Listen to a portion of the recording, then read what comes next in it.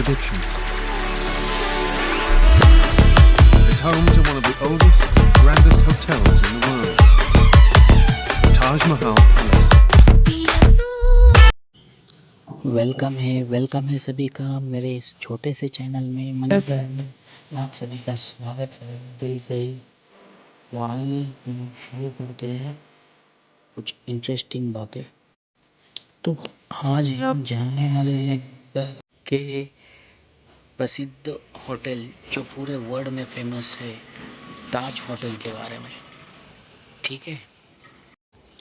मुंबई के समुद्र किनारे खड़ी ये इमारत एक शानदार हिस्सा है मुंबई का, भारत के इतिहास का एक महत्वपूर्ण हिस्सा है, जिसे 1903 में जमशेदजी टाटा ने बनवाया था। जमशेदजी टाटा एक बहुत बड़े उद्योगपति है, जो टाटा मोटर्स वगैरह अभी फ़िलहाल जो चल रही है उन्हीं की कंपनी है, टाटा ग्रुप ऑफ इंडस्ट्रीज़। तो उन्होंने इतना बड़ा होटल क्यों बनवाया, इसके पीछे की वजह क्या है, आइए जानते हैं हम इसके बारे में। और कई इंटरेस्टिंग बातें हैं। मुंबई के समुंदर किनारे एक ऐसी इमारत खड़ी है जिसे लोग आज भी देखकर उसकी तारीफ ही करते हैं। ये है ताजमहल पैलेस होटल। 3 दिसंबर 1903 में ये होटल चालू किया गया था। कहा जाता है कि उस समय भारतीयों के साथ भेदभाव वाली होटल नीतियों से जमशेदजी टाटा बहुत परेशान थे। होटल बनाने का मुख्य कारण ये था अपमान का बदला और नस्लीय भेदभाव। एक लोकप्रिय मान्यता है कि जमशेदजी टाटा को मुंबई के मशहूर वाटसन होटल में प्रवेश करने से रोक दिया गया था, क्योंकि वह होटल केवल अंग्रेज़ों और गोरे लोगों के लिए आरक्षित था। इस अपमान का बदला लेने के लिए या भारतीय आत्मसम्मान के लिए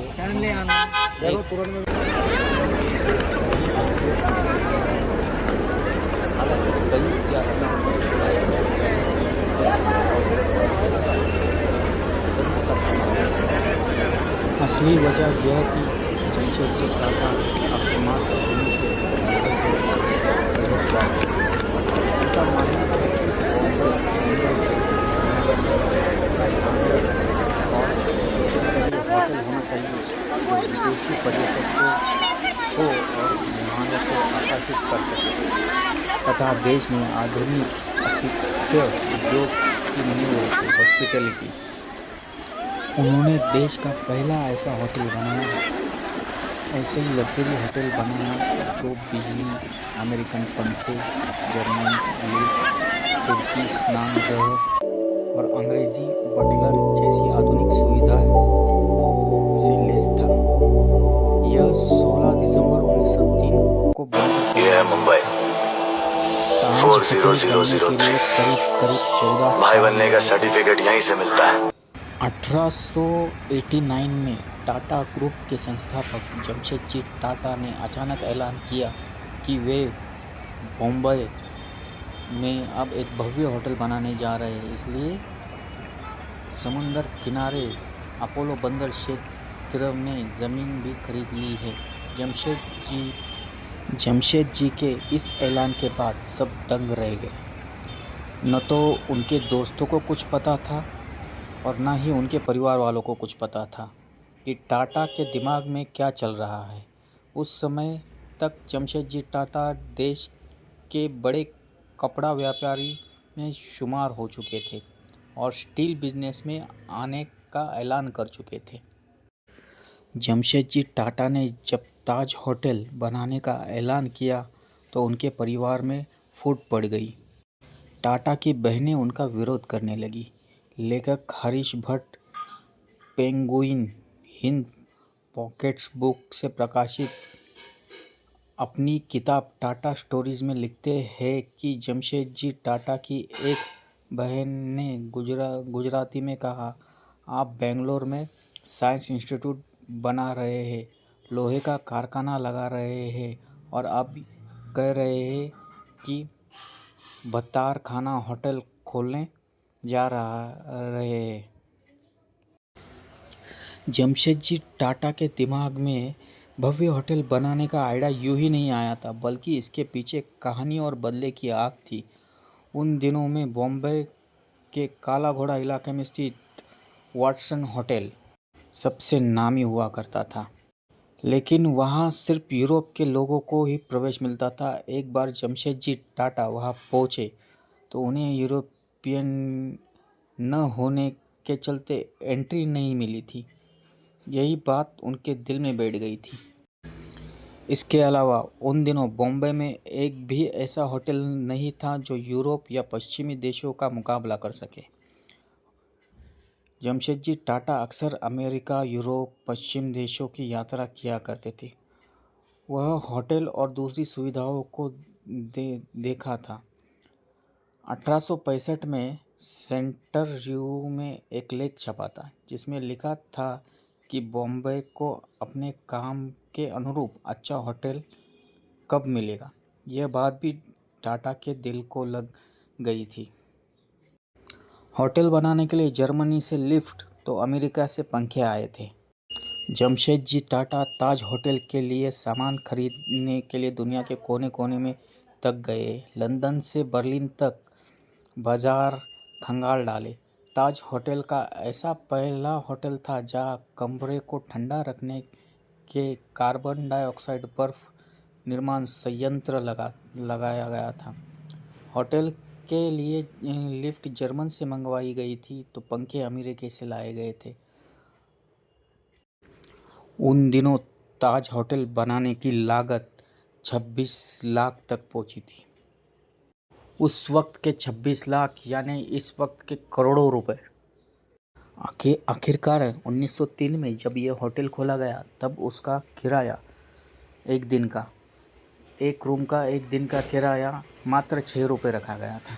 उस वक्त के 6 रुपये ये लगभग उस वक्त के जो आजू बाजू में होटल थे उनके बराबर ही किराया रखा गया था। इतने बड़े होटल में बस 17 गेस्ट पहले ही दिन 17 गेस्ट आ पहुँचे थे। उसके बाद में आने वाले कुछ दिनों तक स्थिति लगभग ऐसे ही रही। ताज होटल के खर्चे ने जमशेदजी के सामने आर्थिक संकट खड़ा कर दिया था। कुछ लोग इसे जमशेदजी का सफ़ेद हाथी तक कहने लगे थे। ताज होटल बंद तो गया, लेकिन जमशेदजी की इच्छा उसे लंबे वक्त तक चलाने की नहीं थी। उनकी होटल बिजनेस में कोई खास दिलचस्पी नहीं थी। एक यूरोपियन कंपनी को होटल बेचना चाहते थे। कई दौर की बातचीत हुई, लेकिन बात बन नहीं पाई। आखिरकार थक हार कर टाटा ने खुद ताज होटल चलाने का फैसला लिया। 1989 से होटल बनना स्टार्ट हुआ था और उसकी कुल लागत 26 लाख रुपए थी। 1989 से 1903 तक 1903 में ये होटल खोला गया था दिसंबर में।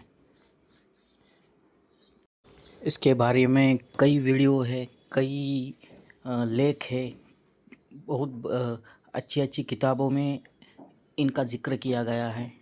टाटा ग्रुप बहुत बड़ा ग्रुप है जो इंडिया का जाना माना ग्रुप है। टाटा नमक से लेके एरोप्लेन तक हर एक चीज़ बनाई है टाटा ग्रुप में, चाहे वो स्टील हो, चाहे वो मोटर्स हो, मोटर्स के पार्ट हो। ताज होटल के बिल्कुल सामने गेटवे ऑफ इंडिया का निर्माण हुआ था। निर्माण दिसंबर 1911 में ब्रिटिश सम्राट राजा जॉर्ज पंचम और महारानी मेरी के प्रथम मुंबई आगमन की याद में और उनके स्वागत के लिए बनाया गया था। उद्देश्य ये था कि राजा जॉर्ज पंचम और महारानी मेरी जब दिसंबर 1911 में दिल्ली दरबार में शामिल होने के लिए भारत आए थे, तब उनके मुंबई बंदरगाह अपोलो बंदर पर उतरने की स्मृति में स्मारक को रूपरेखा तय की गई थी। इसे वास्तुकार जॉर्ज विटेंट ने इंडो सारासेनिक पारंपरिक भारतीय, अरबी और हिंदू मुसलमान वास्तुकला शैली में डिज़ाइन किया गया था। इसकी नींव 31 मार्च 1911 को रखी गई थी, लेकिन इसका निर्माण कार्य 1914 से शुरू होकर 1924 में पूरा हुआ था। बाद में यह ब्रिटिश वाइसराय और नए गवर्नर के लिए भारत में प्रवेश का एक प्रतीकात्मक औपचारिक द्वार बन गया। 1948 में आज़ादी के बाद अंतिम ब्रिटिश सेना यहीं से यूनाइटेड किंगडम के लिए रवाना हुई थी। गेटवे ऑफ इंडिया की ऊंचाई लगभग 26 मीटर यानी 85 फीट है और इसके केंद्रीय गुंबद का व्यास 15 मीटर यानी 49 फीट है। यह स्मारक पीले बेसाल्ट और प्रबलित कंक्रीट से बनाया गया था। पत्थर स्थानीय स्तर से मंगवाए गए थे, जबकि छिद्रित स्क्रीन ग्वालियर से लाई गई थी। स्मारक का मुख्य मुंबई हार्बर की ओर था। प्रवेश द्वार की संरचना पर 4 बुर्ज है और प्रवेश द्वार के मेहराब के पीछे सीढ़ियां बनी हैं, जो अरब सागर की ओर जाती है। स्मारक में जटिल पत्थर की जाली का काम किया गया है। स्कॉटिश वास्तुकार जॉर्ज विटेन ने स्वदेशी वास्तुशिल्प तत्वों को गुजरात की 16वीं शताब्दी की वास्तुकला के तत्वों के साथ जोड़ा है। एक स्मारक बनाने के लिए बंदरगाह के सामने पुनर्निर्माण किया गया है, जो शहर के केंद्रों तक जाएगा। मेहराब के दोनों ओर 600 लोगों के बैठने की क्षमता वाले बड़े हॉल है। निर्माण की लागत लगभग 21 लाख रुपए थी, $30,700। धन की कमी के कारण अप्रोच रोड कभी नहीं बनाया गया था, इसलिए गेटवे अपनी ओर जाने वाली सड़क से एक कोन पर खड़ा है। फरवरी 2019 में सीगेट टेक्नोलॉजी और साई आर्क ने स्मारक की डिज़ाइन, स्कैनिंग और संग्रह द्वारा गेटवे को डिजिटल रूप से रिकॉर्ड करने और संरक्षित करने के मिशन पर शुरुआत की थी। एकत्र की गई छवियां और डेटा का उपयोग फ़ोटो वास्तविक आयामी मॉडल बनाने के लिए किया जाएगा। यह विरासत स्मारक को डिजिटल रूप से संरक्षित करने के लिए साई आर्क के अंतर्राष्ट्रीय कार्यक्रम का एक हिस्सा है। गेटवे मुंबई के प्रमुख पर्यटन आकर्षणों में से एक है। भारतीय पुरातत्व सर्वेक्षण के तत्वाधान में महाराष्ट्र में एक संरक्षित स्मारक है। यह स्थानिक लोगों, सड़क विक्रेताओं और फोटोग्राफर के लिए एक नियमित सभा स्थल है। 2012 में महाराष्ट्र पर्यटन विकास निगम ने एलिफेंटा संगीत और नृत्य समारोह को एलिफेंटा गुफाओं में अपने मूल स्थान से स्थानांतरित कर दिया, जहां आयोजन स्थल द्वारा प्रदान की गई बढ़ी हुई क्षमता के कारण गेटवे पर 23 वर्षों से मनाया जा रहा है। गेटवे 2000 से 25,000 लोगों की मेज़बानी कर सकता है, जबकि एलिफेंटा गुफाएं केवल 700 से 800 लोगों की मेज़बानी कर सकती है। 2012 तक बॉम्बे नगर निगम ने 5 करोड़ की लागत से क्षेत्र को बहाल करके पैदल यात्रियों के लिए गेटवे के आसपास प्लाजा क्षेत्र को बढ़ा दिया। इसमें पेड़ों को काटना, उद्यान क्षेत्र के काम करना, शौचालय को बदलना और कार पार्क को बंद करना शामिल था। पुनर्विकास के कारण Indian national trust for art and culture heritage और अर्बन डिज़ाइन रिसर्च इंस्टीट्यूट के बीच विवाद पैदा हो गया और खराब परियोजना कार्यान्वयन के लिए सरकार की आलोचना की गई, जिस पर आलोचकों का आरोप था कि यह मूल योजनाएं के अनुरूप होने में विफल रही है। तारीख 26 नवंबर 2008 शाम को पाकिस्तान के आतंकवादी संगठन लश्कर तोयबा के 10 आतंकवादी समुद्र के रास्ते मुंबई पहुंचे थे। आतंकवादियों के एक समूह ने आइकॉनिक ताज होटल को निशाना बनाया था, जहां अंधाधुंध गोलीबारी और कई बड़े विस्फोट किए गए थे।